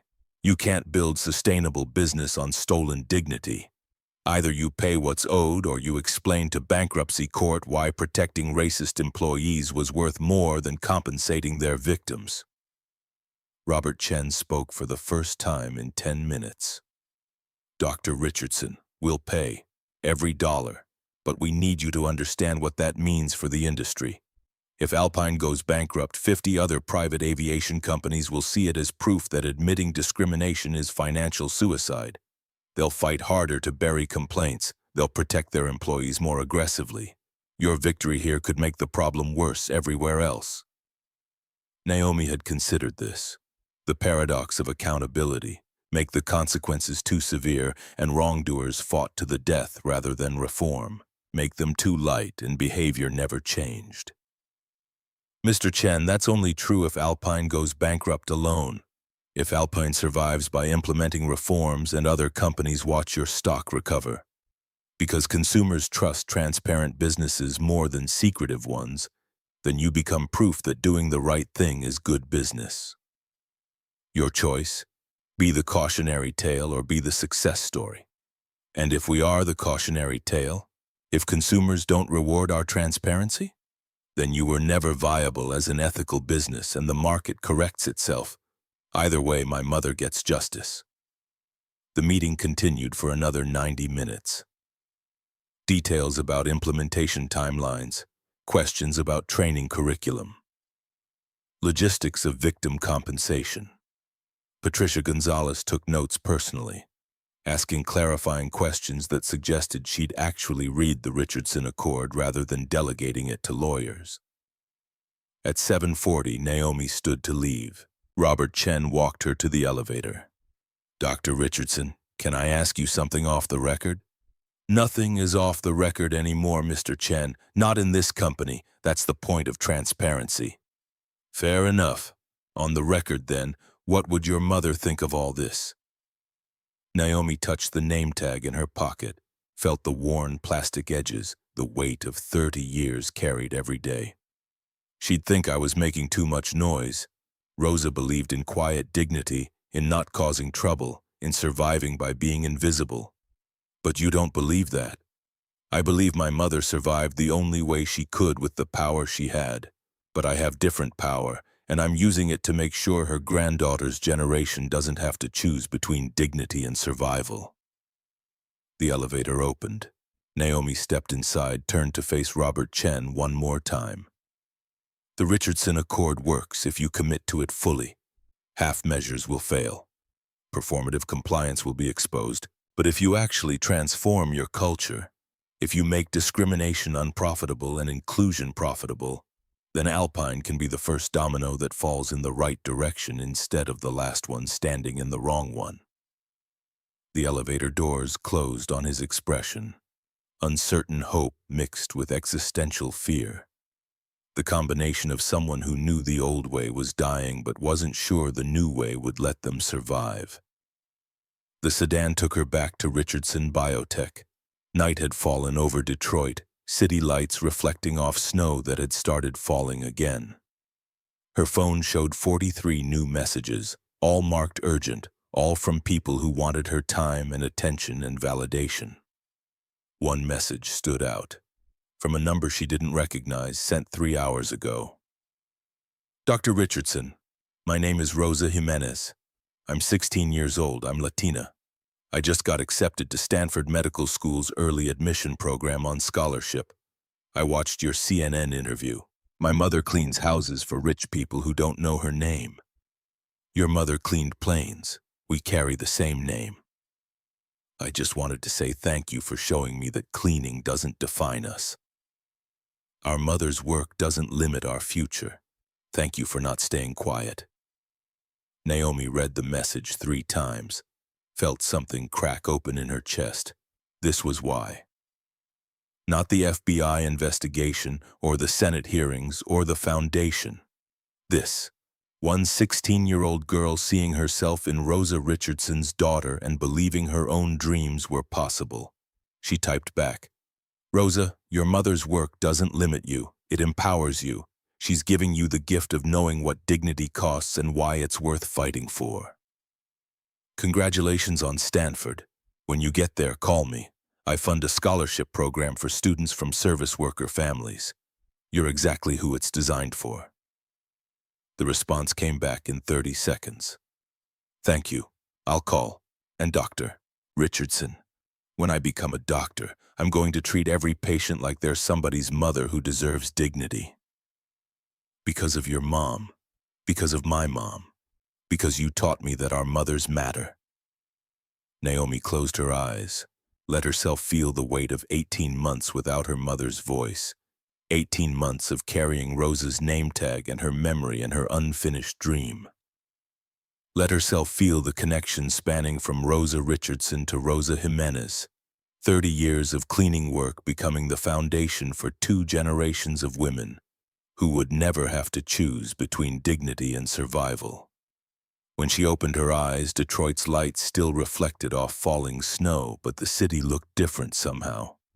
Less like a place where her mother had suffered and more like a place where her mother's suffering had built something permanent. She picked up her phone one more time, called Jennifer Madsen. "Jennifer, tomorrow morning I want you to set up a meeting with the Stanford Dean of Admissions. I'm endowing 50 full-ride scholarships for children of service workers. Call it the Rosa Richardson Memorial Scholarship, and I want the first one to go to a girl named Rosa Jimenez. 50 scholarships, full ride. That's approximately 40 million over 4 years. I'm aware. Do it anyway. My mother never got to go to college, but she's sending 50 kids who look like her now." She ended the call and looked out the window at her city, her company, her mother's legacy becoming something bigger than either of them had imagined possible. Tomorrow she'd testify to the FBI. Next week, she'd face Congress. Next month, she'd watch Alpine Aviation either transform or collapse. But tonight, a 16-year-old girl named Rosa was going to Stanford on her mother's name. That was justice. Not revenge, not punishment, justice. The kind her mother had earned but never received. The kind Naomi would make sure no one else had to die waiting for.